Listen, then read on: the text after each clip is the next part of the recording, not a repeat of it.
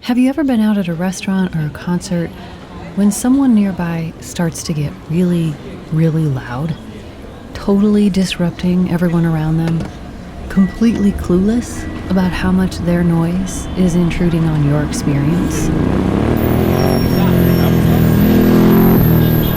Well, that's us. That's what our species is doing to the rest of life on Earth. Some of our noise emanates from particular places, factories, construction sites, our own backyards.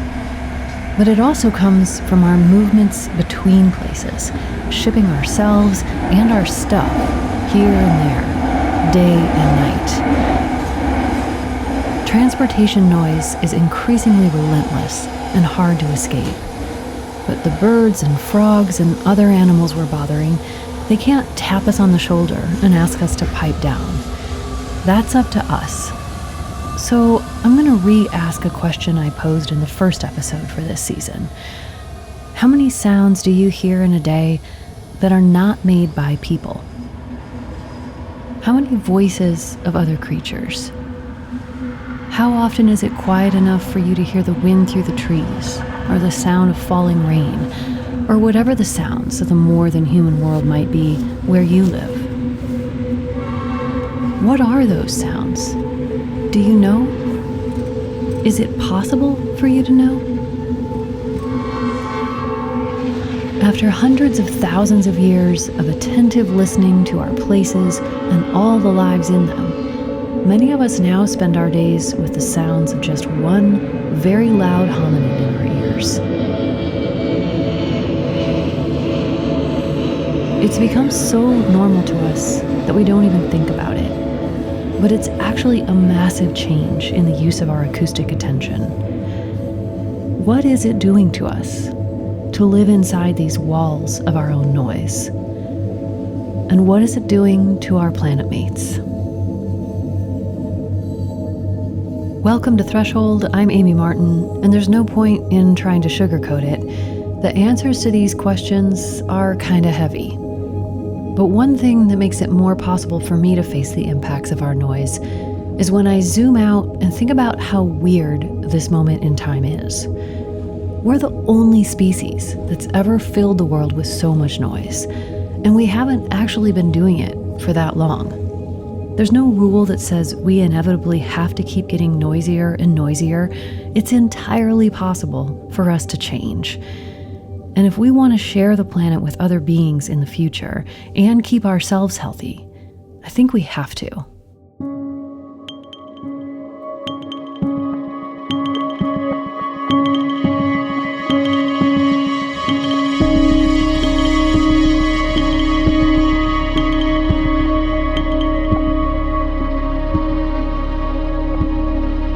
So I want to start by inviting you to step out of a human frame of reference for a minute. Or swim out of it, maybe. Let's say you're an otter on a remote Alaskan island. Look at you, you're adorable. You're out searching for food under the midnight sun, and you pause at the water's edge, listening. What does the world sound like to you? There's no wind, the water's still. Then above the waves, the main thing you can hear is the trickling sounds of melting ice. When suddenly, a humpback whale surfaces and sends a call echoing across the water.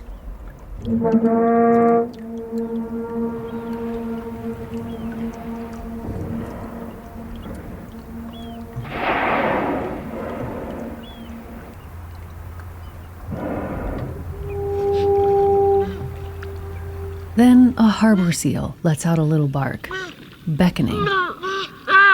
And you dive into the icy water, protected by your thick pelt. And here, under the surface, you're immersed in the voices of your cold water companions. Orcas, mighty sperm whales sending out their powerful clicks. Narwhals, the unicorns of the sea, whistling and singing and buzzing.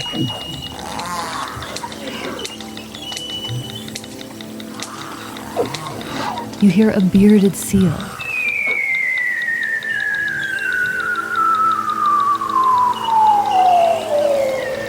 Bowhead whales. Humpback whales.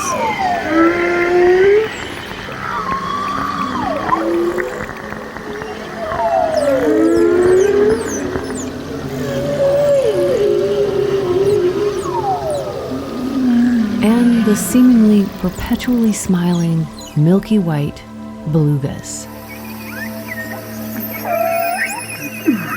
They are an incredibly sociable whale. Valeria Vergara studies communication in marine mammals with the Rain Coast Conservation Foundation, based in British Columbia, Canada. And a lot of whales and dolphins are very social, but belugas, man, they form long-term friendships, not just with relatives, but with non-relatives as well. And these friendships last a lifetime. A lifetime in beluga society is the same as a lifetime in humans. They can live 70, 80, 90 years. Belugas and other whales are mammals whose ancestors started out on land and then moved into the sea. Their migration into the ocean started around 50 million years ago with a wolf-like animal. Over time, legs transformed into flippers, noses became blowholes, and a diverse group of whales, dolphins, and porpoises evolved, which we call cetaceans. Some cetaceans traded teeth for comb-like structures in their enormous mouths to strain out krill and other food from the water. These are the baleen whales, like humpbacks, minkies, fins, bowheads, and the largest animals ever known to have existed on Earth, blue whales. This call has been sped way up to make it audible to us. Blue whales make sounds so low, we usually can't hear them. Other cetaceans kept their teeth, like the dolphins, porpoises, sperm whales, and belugas. But all cetaceans use sound to communicate. And Valeria says belugas are especially chatty. Some people refer to them as sea canaries. Whalers used to hear their sounds from the hull of their boats. And they really do sound like canaries, or like you're immersed in a jungle of birds. It's probably no exaggeration to say it's one of the most communicative mammals, along with humans. Belugas depend on sound because they depend on each other. If you think about the need for a social species to communicate, they have a very complex sociality. They need to somehow maintain those social bonds. And they need to maintain them underwater where light doesn't penetrate very far, if there's any light at all. Beluga whales live in the Arctic for most of their lives, and the Arctic is dark for 6 months of the year or more. The sun doesn't come out. So the water is completely dark, and they don't have the visual senses to stay in touch with one another, to stay near their loved ones, to maintain those very important social bonds. They have to do it through sound. One of the most important sounds in the beluga repertoire is what's known as a contact call, and it's especially crucial for mothers and calves. An adult contact call sounds like a creaky, rusty door married a chainsaw and produced a hybrid. It's not an appealing sound at all. Like it's just this very loud, very piercing, very broadband pulsed call. This is essentially beluga speak for "Where are you? Stay close to me." And a calf replies with the equivalent of a sound that's like running your finger through a comb. Very soft. And this is the baby saying, "Here I am, Mom. Here I am. I'm right here." It's just one type of call in a vast library of sounds that these animals use to stay in touch with each other in these cold, dark waters. All species of whales use sound for nearly all aspects of their lives. But this is particularly so for belugas.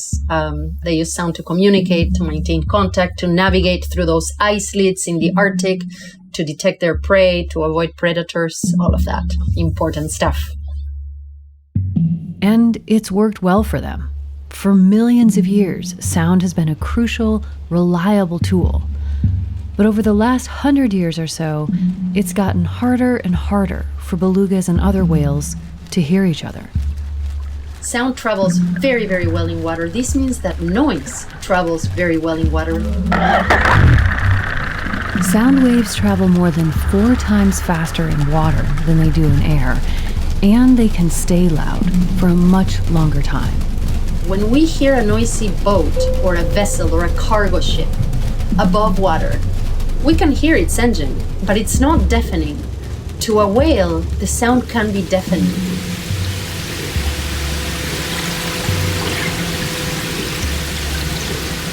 These are real-world recordings of big ships, small boats, tidal turbines, seismic air guns, and other human-made underwater noises. And the levels of underwater human-generated noise have been increasing at a really staggering rate over the last, I would say, 40, 50 years. And it's not just ships and recreational vessels and ecotourism vessels, it's also military sonar, it's seismic air guns for oil and gas exploration, it's all of that.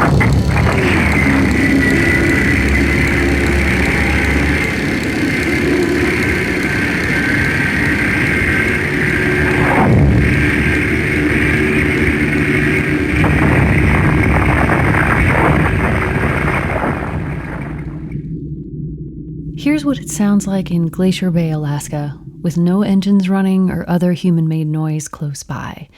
Just a humpback whale making a call known as a whoop.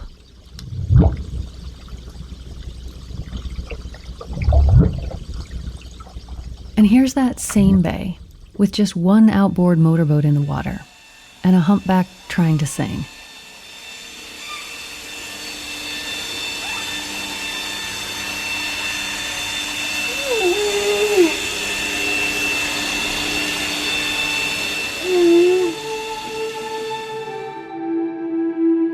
Noise can be devastating for marine mammals. It can drive them away from their feeding areas, disrupt their migration routes, cost them valuable energy as they try to swim away from our din. Noise can be a factor in mass strandings, although the causes of those are notoriously difficult to pin down. But in addition to sudden, loud, explosive noises, our noise is a chronic problem for marine animals. All day and all night, all over the world, we are forcing ocean animals to shout to be heard, exhausting their resources, intruding on their mating rituals, and making it harder for families and friends to stay together. Sometimes they just give up and fall silent when loud ships are around.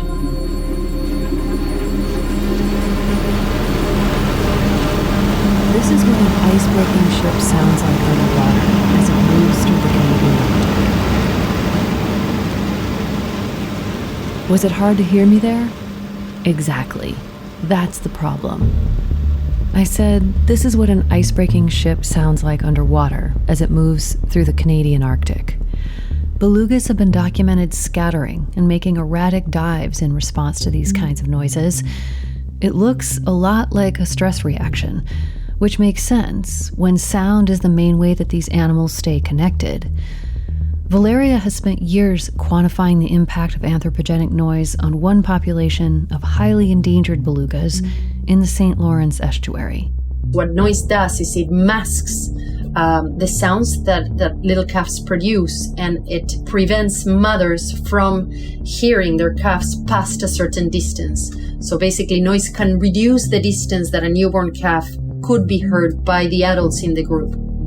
Imagine that you're walking through a busy city with a young child, and someone suddenly puts blindfolds on both of you. Blindfolds that you can't take off. You just have to try to adapt. That might be how it feels for belugas and other marine mammals when we invade their territory with noise. It's not just an annoyance, it's a life threat. Bioacousticians have the term acoustic fog because for whales to exist and to communicate and to hunt and to navigate immersed in underwater noise would be like for humans to try and conduct their lives in a thick layer of fog, because we are as visual as they are acoustic. In addition to their social communication, belugas use echolocation or sonar, like dolphins do. They use sonar to eat. They use sonar to navigate. So noise really compromises the ability of these animals to conduct all of these very essential life functions. Sound is important to other marine mammals too, like seals, sea lions, walruses, and manatees. And as we learned earlier this season, many kinds of fish communicate with calls and choruses. And even creatures that don't seem to produce much sound, like octopuses, are still able to perceive it. We don't actually know how our noise is impacting most marine animals, though, because we haven't studied them to find out. But given the power of sound in water, it's probably safe to assume that we're affecting things much more than we realize. Underwater, you can hear things over very, very long ranges. So, for example, ships underwater, you might hear those for tens or hundreds of kilometers. Kriistina Erba is an expert in underwater sound. I'm the director of the Centre for Marine Science and Technology at Curtin University here in Perth, Western Australia. I asked Kriistina which source of noise pollution was causing the most problems: shipping, fishing, tourism, seismic exploration. And she said all of the above. The big problem is the cumulative noise. If you're doing something on the eastern coast of South America, you might be able to actually even hear it on the western coast of Africa. So the sound might cross the Atlantic Ocean. Yes, you heard her right. Some sounds can cross oceans. So the ocean is layered. What that means is that sound propagates at different speeds, at different depths in the ocean. These layers are a function of temperature, pressure, salinity, and other variables. I'll spare you the physics and cut to the punchline. One of those ocean layers is like a secret passageway for sound, almost like a tunnel that prevents sound waves from escaping up toward the surface or down into the depths. Instead, acoustic vibrations bounce between the ceiling and the floor of this ocean layer, sending the sound waves flying forward over vast distances. So there's a deep sound channel. So it's a channel in the ocean, and if you can get sound into that channel, then it propagates over very, very far ranges. It basically crosses entire oceans. The deep sound channel flows like an undulating ribbon through the oceans. In warm, mid-latitude waters, it's about 1 kilometer below the surface. But in polar regions, it rises up to a much shallower level. So that means if you have whales now in the polar regions, let's say you've got some fin whales calling in Antarctica, their sound will couple right into the deep sound channel, because that channel comes up to the surface in Antarctica. So and that means if you're now 6,000 kilometers away, if you can get your hydrophone now at 1 kilometer depth, which is where the channel is, you will hear these whales from Antarctica. So if we can tap into the deep sound channel, what about the whales themselves? Do they use it to pass messages across the oceans? Well, we don't know many details yet about how far different species of whales can hear, or in what ranges of pitches. The first direct test of Bailey male hearing happened just in 2024. But we do know that humpbacks, bowheads, and many other whales are very vocal, and that they do sometimes coordinate their behavior even when they're far away from each other. So it's possible that they're using the deep sound channel to stay in touch from hundreds or even thousands of miles away.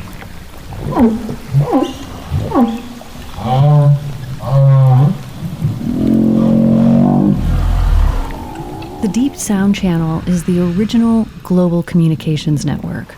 All kinds of important sounds are moving through it every day.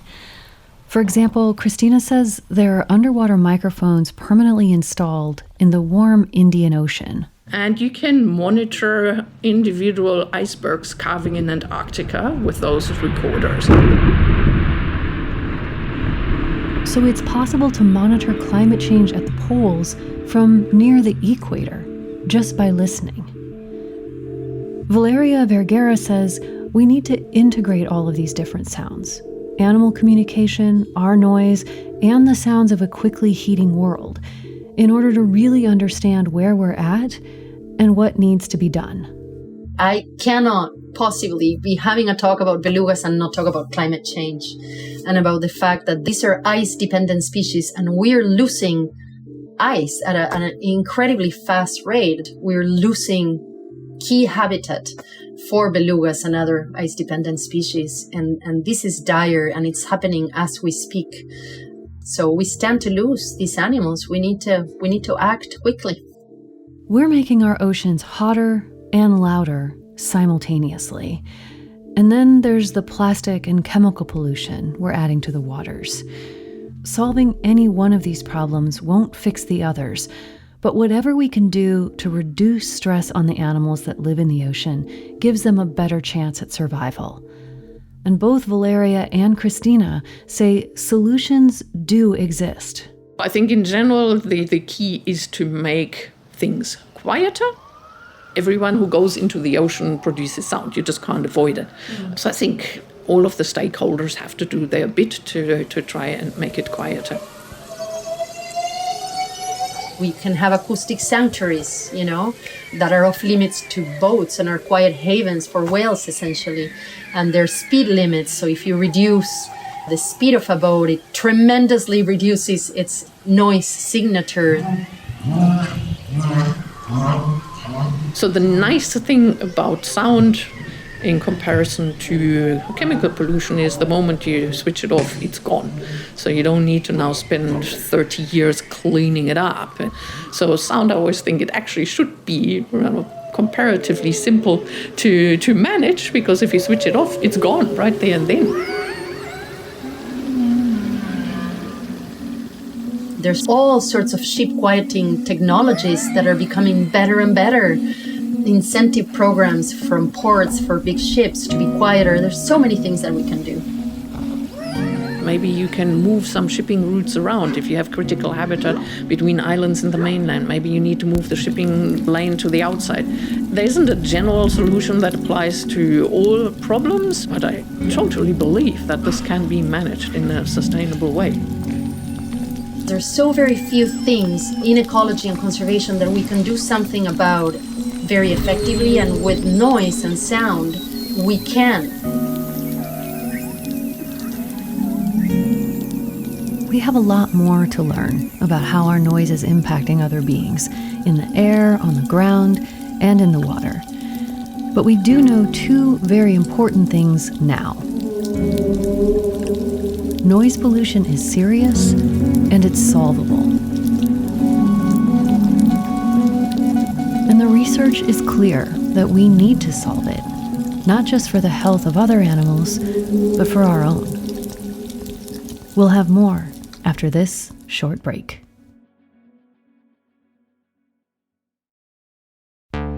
I'm Gordon Kaddick from Cited Podcast. Cited is about the politics of science and research. Our new season is called Green Dreams. Each episode tells the story of a utopian thinker and their dreams for our green future. You'll learn about prominent environmental thinkers across the ideological spectrum and about some lesser-known figures that operate in the shadows. Should we make their dreams a reality, or are they actually a nightmare? Catch Green Dreams at citedpodcast.com. Hey, it's Amy, and I'm popping in here quickly to tell you that I've recently started a newsletter on Substack called Letters to Earthlings. I started it for several reasons, but one of them is that I want to connect with you, Threshold listeners. We spend so much time making Threshold episodes, and then we release them, and that's kind of it. I don't know much about your experience. And I'm so curious which stories stick with you and why, what questions you're left with. I want to think with you about the big issues we're covering on Threshold and about other related things too. If that sounds fun or interesting to you, please come check it out. Once again, it's called Letters to Earthlings, and you can find it by searching for that on Substack. Thanks.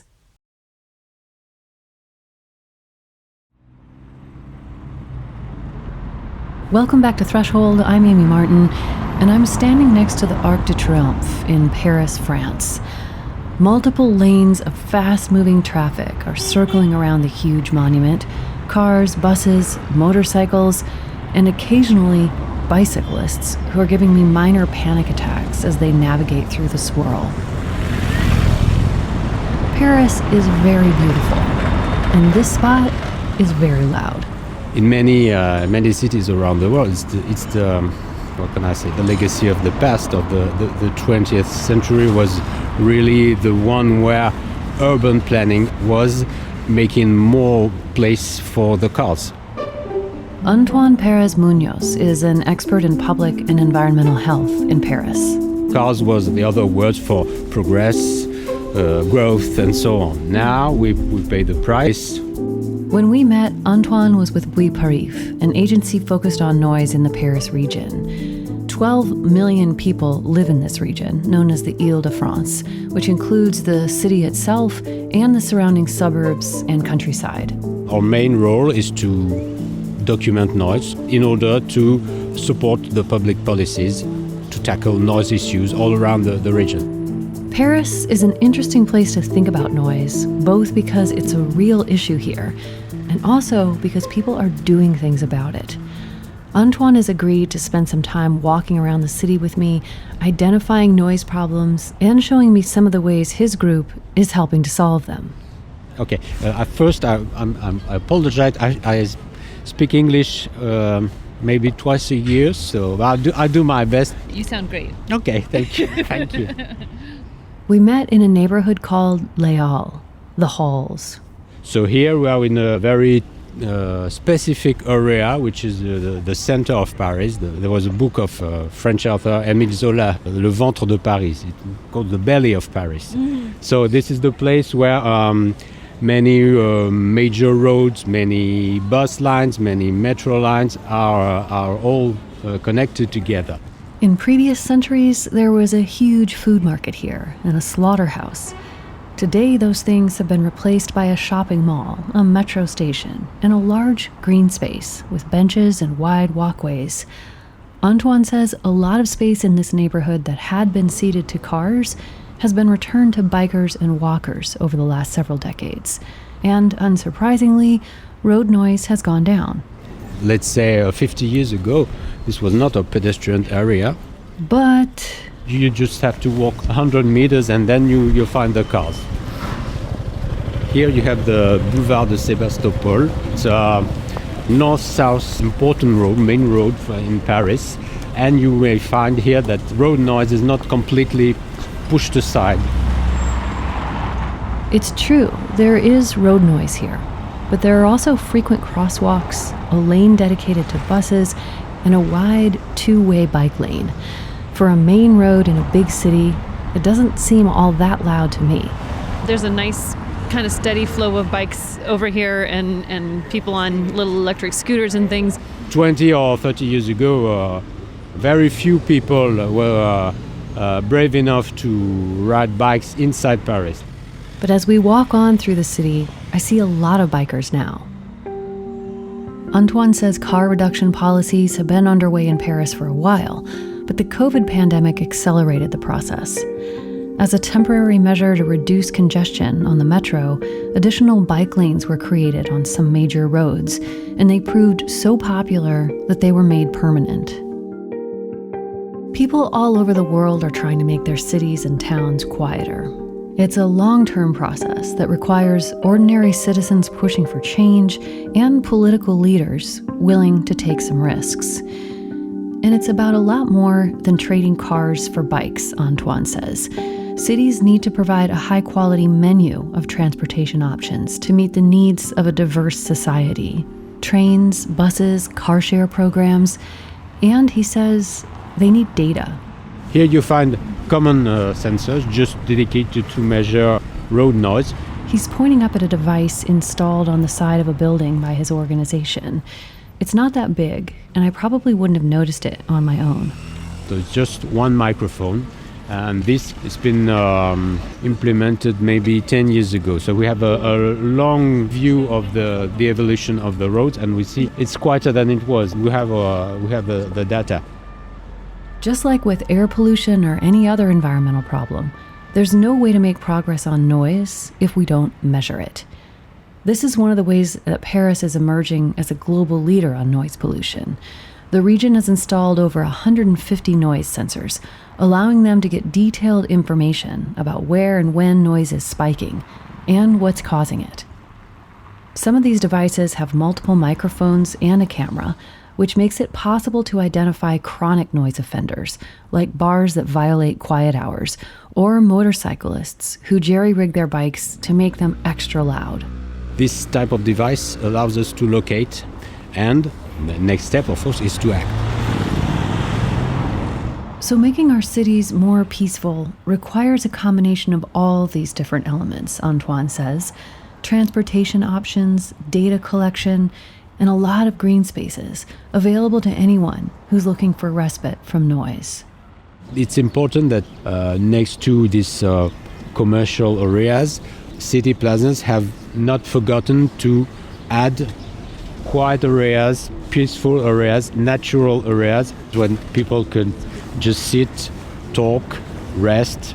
Sometimes in the U.S., I've heard the complaint that noise pollution is just a rich person's problem. It's just rich people trying to control everyone. They want to have a perfect little quiet paradise just for themselves.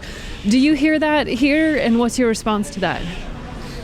It's partially true, yes, but there's no, you can't have a straight opinion about that. Antoine says that wealthier people may raise noise issues more often, in part because they feel like they have more power to change the situation, where people in poorer communities might be more likely to feel like they simply have to adapt to noise. But that doesn't mean they're not experiencing the impacts. There's a ring road around Paris, which is a highway, and most people who live along the Paris Ring Road are the poorest of the area. You can say the same about the cities that are close to the airports. Of course, they are mainly poor cities, and they're getting a lot of noise. Yes, Yeah. yes. Exposure to noise pollution doesn't track perfectly with socioeconomic status, Antoine says. For example, some of the most expensive housing in the city is close to the Champs-Élysées, where road noise is also high. But in general, lower income people are exposed to more noise. Antoine says there are multiple factors behind this. In addition to often being located next to highways and airports, cheaper housing is frequently less well insulated, which makes a huge difference in terms of how much sound enters people's homes, disrupting their sleep and generally raising stress levels. But again, these are solvable problems, he says. The municipality of Paris has decreased the speed limit on the ring road. They have also, they use now silent coatings for the asphalt that can decrease the noise of the roads. And they have the plan to turn it from a highway to a urban boulevard. There are solutions for airport noise as well. Airplanes can be built with much quieter and more efficient engines, and landing routes can and are being designed so planes spend less time circling in the air, burning up fuel and spraying noise over a neighborhood.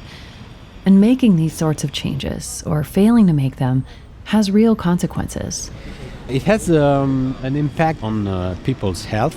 It's now well documented. The connection between the exposure to noise and sleep disturbance, diabetes, cardiac diseases, hypertension. There are many studies now that make the connection between the two. So it has an impact in terms of public health. And those impacts are felt by people, especially lower income people, all around the world. If we look at the data we have, my evaluation is that we can say that road traffic noise increases risk of ischemic heart disease. It increases the risk of stroke. There are also a lot of studies showing it increases the risk for heart failure. Mette Sorensen is a senior scientist at the Danish Cancer Society and one of the world's leading researchers on noise and human health. There are also many studies pointing in the exactly same direction with regard to type 2 diabetes. So I think we can also say now that road traffic noise is associated with a higher risk of type 2 diabetes. So you can say this is what we know because here we have a large amount of data already. Then there are this where we need more data. Mette says noise pollution has not been studied for nearly as long as other environmental hazards like air and water pollution. But as awareness grows about the impacts of noise, more research is being done, especially in countries like Denmark, with a wealth of robust data on where people live and what their health outcomes are. She's cautious about making any sweeping claims, but she says noise does appear to be an overlooked risk factor for a variety of health issues.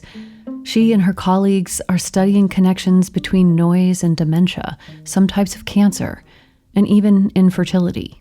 So there are a number of diseases where we still need more information. Whereas for the cardiovascular disease and type 2 diabetes, we know now that road traffic noise is a risk factor for these diseases.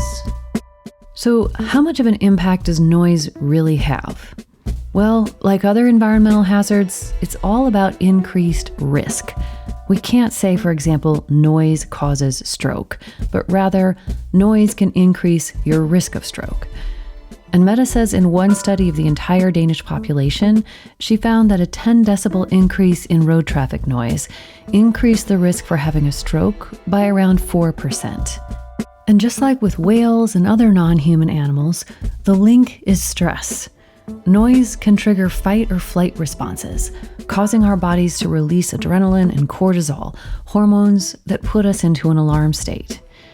And this makes sense. We evolved in a much quieter world, and we survived by being highly sensitive to the sounds around us.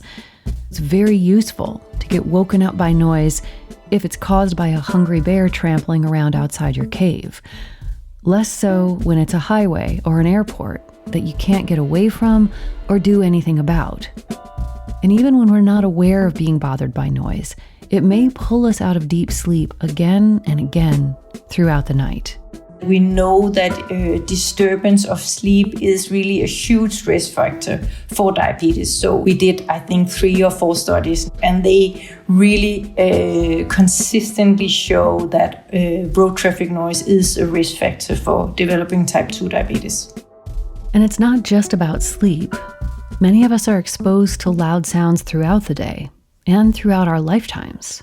There are some studies on aircraft noise from the UK where they looked actually in children around the Heathrow airport and found that aircraft noise at schools were associated with a lower reading comprehension, for example.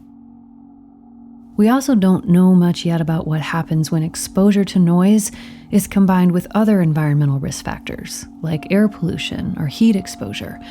And we need to do a lot more research into how much noise in the workplace impacts human health. If we work noisy, we sleep noisy, it's noisy all the time. So is it kind of that your body cannot restore at any time during daytime or nighttime because there's always some sort of noise around you?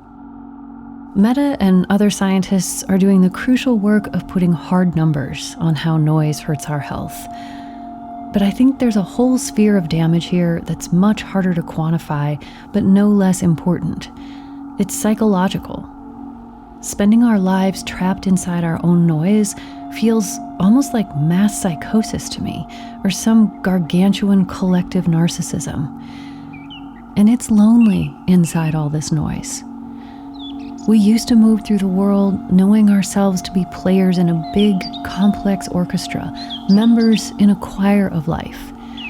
Now, for the first time in our long evolutionary history, we wander alone, talking and listening mostly to ourselves. I know that depression, anxiety, and other mental health issues are complicated and can never be attributed to just one thing. But I have to wonder if this sonic solitary confinement we've condemned ourselves to is part of the reason so many of us feel hopeless and overwhelmed. I think we really need to hear the rest of life to be healthy. I know I do. And I know I'm not alone. I have hard evidence of that, actually. A few months ago, we put out a call for recordings of frogs and toads, and you delivered. We received around 50 submissions, and we hit our goal of hearing from frog listeners from every continent but Antarctica. We're going to end this episode marinating in the beauty of these frog songs, with some of the people who submitted them and producer Sam Moore serving as our guides. Amphibians emerged over 300 million years ago, and for a long time they were the top predators on land. Some ancient amphibians grew to be more than 9 meters, 30 feet long. Some amphibians, like salamanders, have tails, others don't. Frogs are anurans, which is Greek for without a tail. The ancient Egyptians associated frogs with fertility because when the Nile flooded, water returned to the land, and with it came millions of frogs.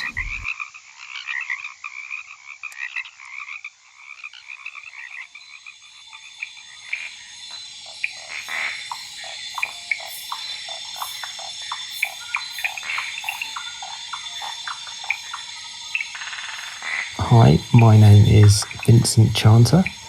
These recordings were made in the country of Sarawak on the island of Borneo. At the time, I visually identified the harlequin tree frog, dark-eared tree frog, file-eared tree frog, Wallace's flying frog, green paddy frog, and the Collett's tree frog.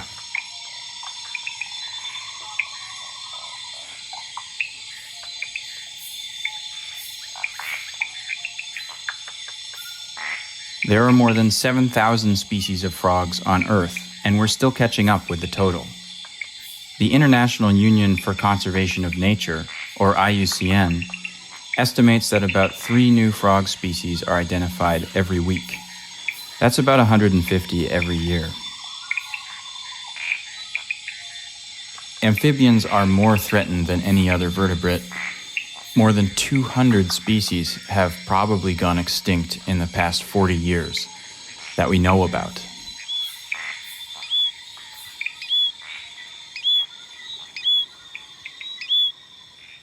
The thing that makes frogs so vulnerable is exactly what makes them so special.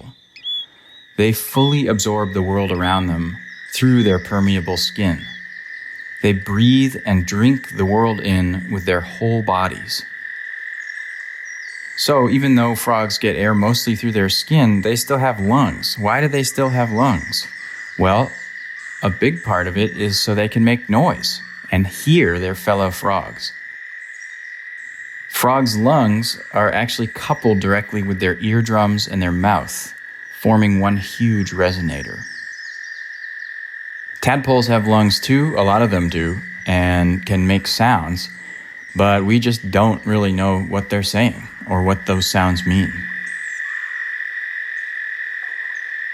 My name is Craig Hemsath, and this is a chorus of frogs, including the northern chorus frog, American toad, and cricket frog. It was recorded on a warm April evening in Iowa in the United States.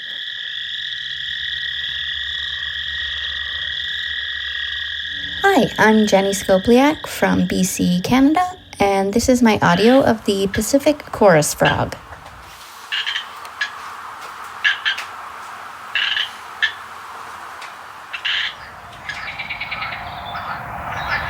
Ghent, Belgium.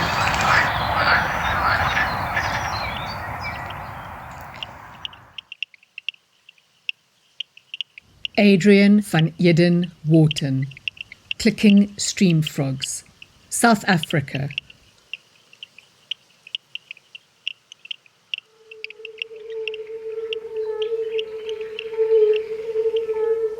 My name is Pablo Dizeron.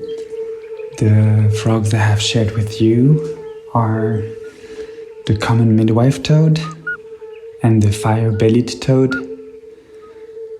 I've recorded the call of the common midwife toads in Spain, and I've recorded the calls of the fire-bellied toads in Germany, in the countryside next to the city of Cottbus.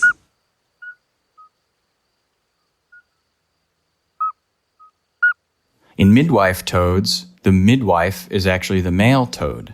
He's the one carrying the fertilized eggs around, and he keeps them safe on his back until they hatch. Almost half of all amphibians are in Latin America and the Caribbean. One of them is a small frog called the tungara. Female tungaras are attracted to the males with the deepest voices. A deep voice means a large resonating chamber and a large frog. But, unfortunately for male tungaras, there are other creatures listening to their deep voices too, which include blood-sucking flies and frog-eating bats. Which means that if you're a tungara dude, winning the singing contest might mean you get eaten by a bat.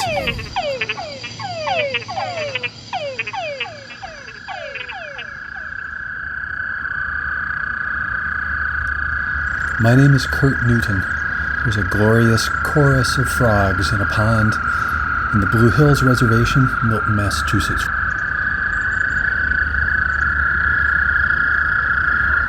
Hi, my name is Diogo Matias. I heard this frog in Italy, and the frog's common name is a pool frog. The scientific name is Elophylax lesonae. My name is Bess, and this is a recording I made of the frogs in my backyard in Huntsville, Alabama in the United States. We believe them to be Koch's gray tree frogs.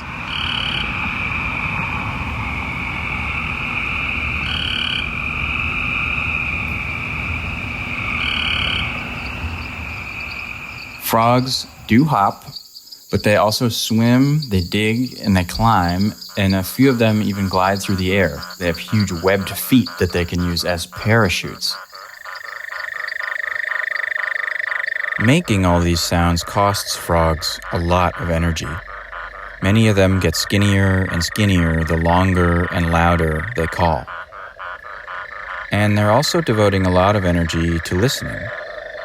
You can see how important hearing is to frogs just by looking at them. Some of them have a conspicuous eardrum right behind their eye on the outside of their head.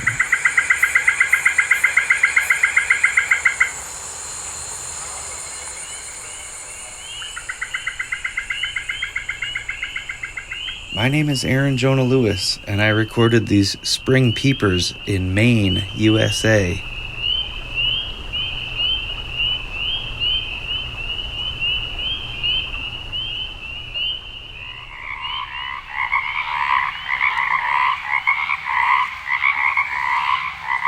How's it in there in that water? This is Joel Waters recording in Anacortes, Washington.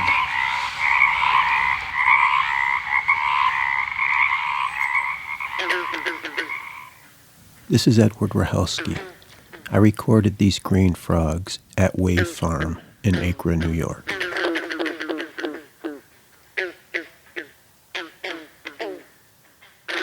Human noise can stress frogs out.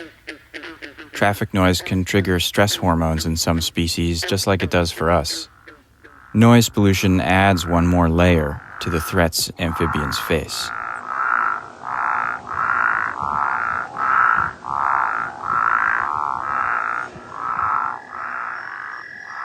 The first global meeting of frog scientists didn't happen until 1989. And when they met, almost every scientist had a story of a once common frog that had become rare as they were studying it. Today, the IUCN says that 41% of all amphibians are threatened with extinction.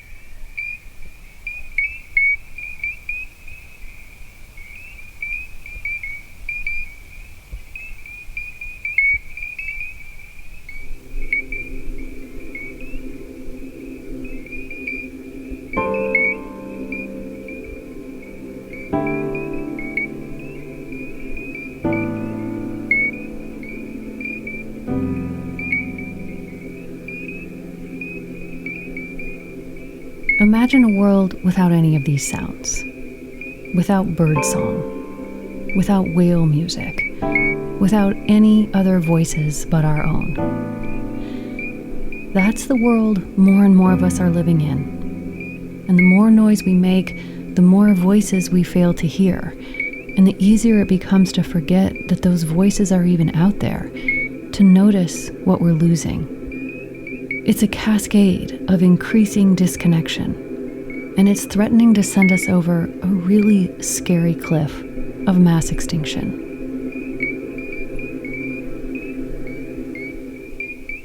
But it can work the other way too.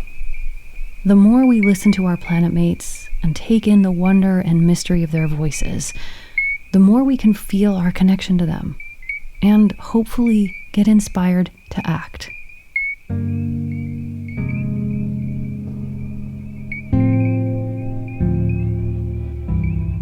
What if we insisted on healthy sonic spaces, just like we insist on healthy water and air? What if we designed our cities and towns around the idea that all kids need and deserve to have easy access to places where they can hear birds and bugs and the whole mixture of sounds of a place, where they can experience a world where our noise doesn't dominate? How would they be changed? How would we all be changed if we lived inside soundscapes that constantly reminded us that we're not the only species in the room, not the only voices that matter, that we're not alone?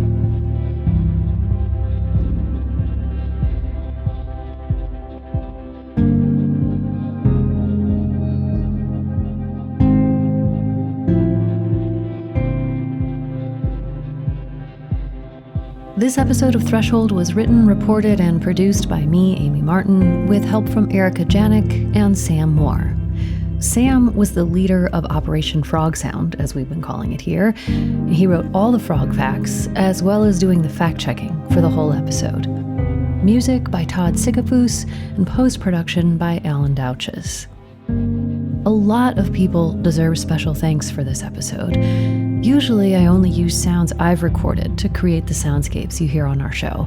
But in this episode, I drew on libraries of sounds recorded by dedicated marine biologists and other underwater sound lovers who've generously made some of their work available online. They include Richard Nelson and Hank Lentfer at the Glacier Bay National Park and Preserve, Thomas Kiekefer, Denise Risch, Jennifer Mixis Olds, Peter Scheifele, and Sonotech Inc. at Discovery of Sound in the Sea, the Ships, Whales, and Acoustics in Gitga'at Territory Project, the National Oceanic and Atmospheric Administration, the Scripps Whale Acoustics Lab, Aarhus University, the Lofoten Vesterålen Ocean Observatory, and Brian Miller at the Australian Antarctic Division. Additional thanks to Tim Lammett, Miles Parsons, and Valeria Vergara. And then there are all of you who submitted the sounds of frogs and toads. Thank you so much for sharing your amphibian calls with us. There are actually too many of you to name here, but we're going to list all of you in the show notes. As you can hear, you made this episode so special. And speaking for myself, you really reaffirmed how many people all over the world are hungry to keep the connections with our planet mates alive. Destruction is not humanity's destiny or our only story. We're capable of such profound appreciation for all the life around us. Thank you to everyone who sent in these beautiful sounds for reminding me of that.